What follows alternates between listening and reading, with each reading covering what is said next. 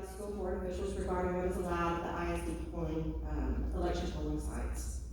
I found it quite curious that not one candidate or anyone calling on their behalf were given this list of rules, nor directed to a place on the school website to review them.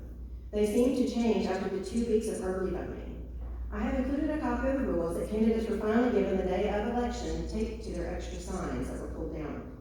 I think the school board can and should do a better job of making sure the rules are given and applied equally to all candidates. Please take note of the rules listed. I've given you a copy on the front. One of my volunteers was testing at Bear Branch Elementary and was told to take my tent decorations down. She was told only 2 campaign signs allowed. When we are told campaign signs, this is what we think of. I think everybody recognizes that as a campaign sign.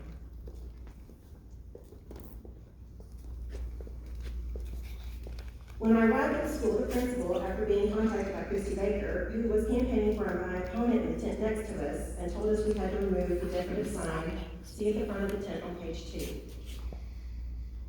I was explained that these were, I explained to the principal that this seemed selective as my opponent had his barbecue trailer and very large signs over at the event center, another school property, see page 3.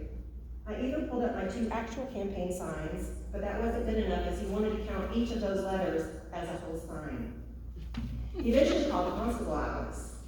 The constable, luckily, was instructed by his boss not to get involved in the situation.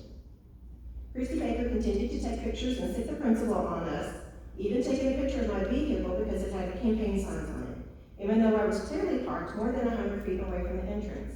But for some reason, the canvassing line signs were much further than the 100-foot line cited in election code. And in fact, after going back to measure, my car was actually parked 180 feet away. Election code states that it has to be a boundary of 100 feet outside you're allowed to canvass.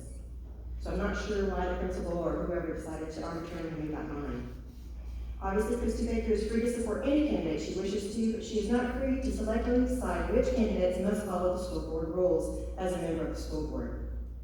And so I'm very disappointed that you were unable to fairly and arbitrarily administer the rules to every candidate the same way.